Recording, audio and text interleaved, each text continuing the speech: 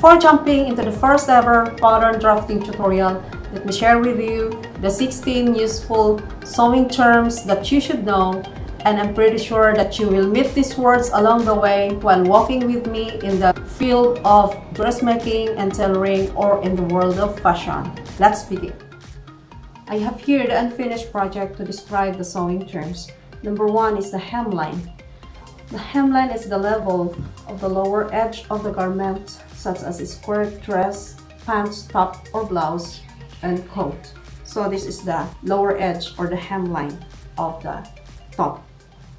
Next is the seam allowance. The seam allowance is the area between the fabric edge and the stitching line on two pieces of material being sewn together.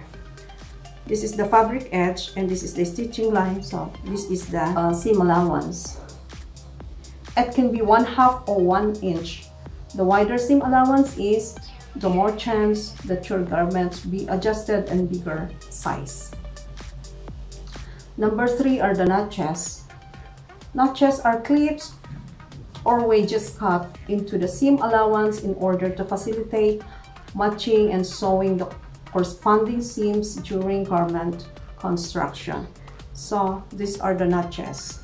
See, this one, it can be this and this. These are notches. Next sewing term is ease. Ease is the amount of room a garment that allows the wearer beyond the measurement of their body. An ease of 3 to 4 inches must be added to the pattern or more to enhance comfort or style. Ease is generally included in the sizing measurements. Next sewing term is the crease. The crease is produced by folding, pressing, or crushing, like this, or pressing. This one, the fold. Next sewing term is selvage. A selvage is a self-finished edge of a piece of fabric which keeps it from unraveling or fraying. This is where you measure. When you buy a fabric, this is the part where you measure the edge. Okay. Next sewing term is the grain line. The grain line is the weave of fabric which direction, straight grain or lengthwise grain, going this direction or this direction. Okay. The next sewing term is the warp. Warp or the lengthwise grain. The warp threads are vertical threads that run parallel to the selvage. This one. This is the warp. And the next is the weft. The weft or the crosswise grain. The weft threads are the ones that run horizontally from one selvage to the other, from here to this, from one selvage to the other. Next term is the bias. Bias is the diagonal direction that is 45-degree angle with the selvage. This one.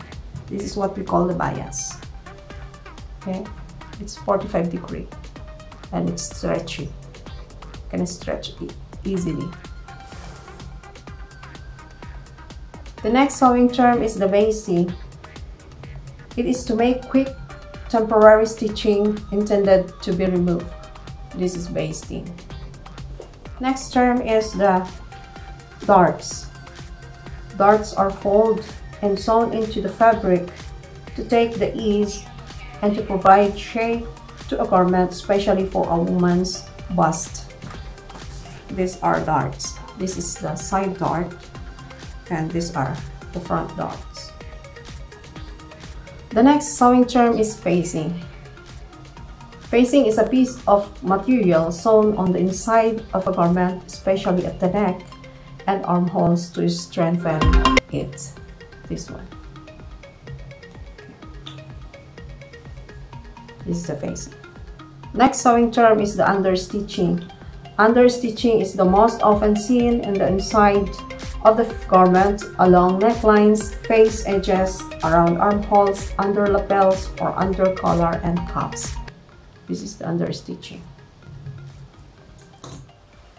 Next sewing term is the back stitching. Backstitch.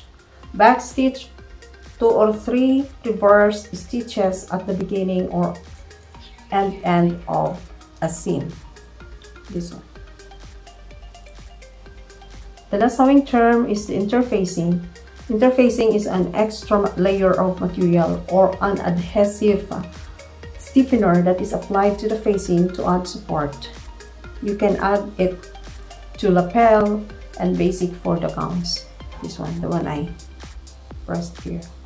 This is what we call the interfacing. Those are the 16 useful sewing terms that I've shared with you.